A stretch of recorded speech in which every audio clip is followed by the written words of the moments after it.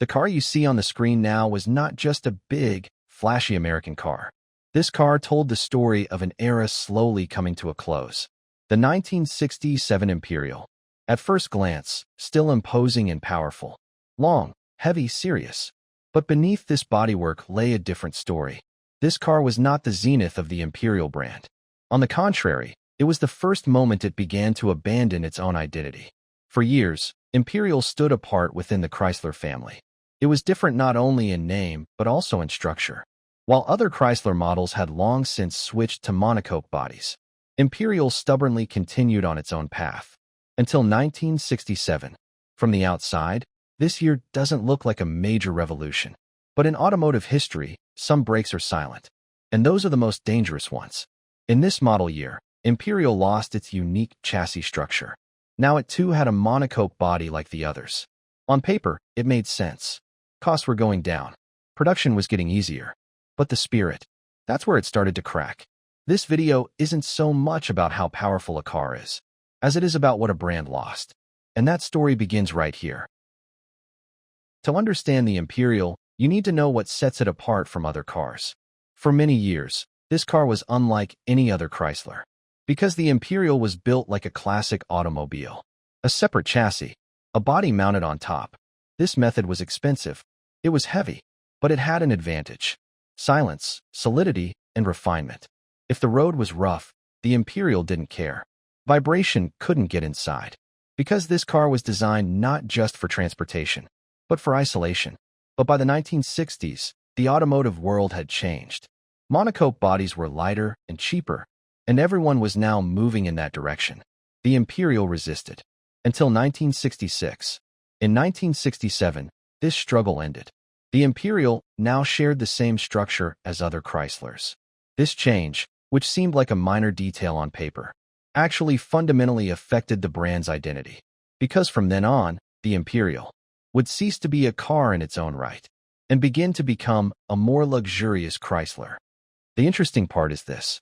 Imperial had switched to a monocoque body, but it was still incredibly heavy. This car's curb weight is approximately 5,230 pounds. That's heavier than many SUVs even today.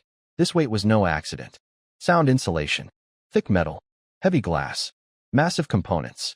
Everything was built not to be light, but to be quiet. And here's the even more interesting part. Despite this massive mass, the car didn't feel cumbersome, because under the hood, there was something to move that weight. But we'll get to that in a moment. The lines of the 1967 Imperial were not random. This car was the product of a single design philosophy. The name behind this philosophy, Elwood Engel. Engel did not like ostentation. Wings, protrusions, exaggeration. There was no place for these things in his world. Flat surfaces, clean lines, quiet confidence. That's why the Imperial doesn't look revolutionary, nor boring. It simply stands as it should. It was designed to be a design everyone would love. And perhaps precisely for that reason, it never formed an overly strong bond with anyone. The 1967 Imperial took no risks, but it made no mistakes either. For headlights at the front, a wide grille. The brand name is in the middle, but it doesn't scream. Flat fenders on the side profile. Smooth transitions. A dignified stance. This car doesn't say, "Notice me." It says, "I'm here." And maybe that was exactly the problem. A car this big, this heavy, needs only one thing. A robust engine. There was no choice with the 1967 Imperial. There was only one engine. And that was a deliberate choice. Under the hood sat one of the most recognizable power plants in American automotive history.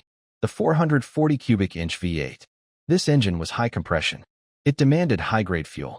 And it produced about 350 horsepower. By today's standards, that power might seem ordinary. But in 1967, taking a 5.2-ton car from 0 to 100 kilometers per hour in about 9 seconds. That was impressive, but speed wasn't the main point. The real story with this engine was torque. When you pressed the gas pedal, the engine didn't roar. It didn't scream. It just started pushing quietly. The Imperial wasn't built for racing. It was built to devour the road. Driving the Imperial was unlike driving any other Chrysler. The steering wheel is large. The movements are smooth, but surprisingly controlled. Road noise? Almost non-existent. Engine noise? Only if you pay attention. The biggest difference with this car was insulation. The Imperial had extra soundproofing material, thicker door panels, heavier floor coverings. This made the car expensive, but it also gave it a premium feel. While Chrysler was being criticized for quality at the time, the Imperial quietly maintained its own standard. The interior of the Imperial doesn't offer ostentatious luxury, but if you look closely, you can feel the money spent. Real wood paneling, thick carpeting, heavy door handles. Nothing in this car feels flimsy. Every part says, "I'm here." Hidden compartments, foldable panels. Even the radio is concealed. No car today does this, because it's expensive, and it's seen as unnecessary. But the 1967 Imperial didn't care about the unnecessary. In 1967, someone wanting to buy a luxury American car would look at three options: Cadillac, Lincoln, Imperial. Cadillac was flashier. Lincoln was more formal. Imperial, on the other hand, was more introverted. Perhaps that's why it lost. Because in the automotive world, being technically good isn't enough. What you make people feel is important. Imperial was very quiet, very dignified, and perhaps too mature. The 1967 Imperial wasn't a bad car. On the contrary, it was more than good.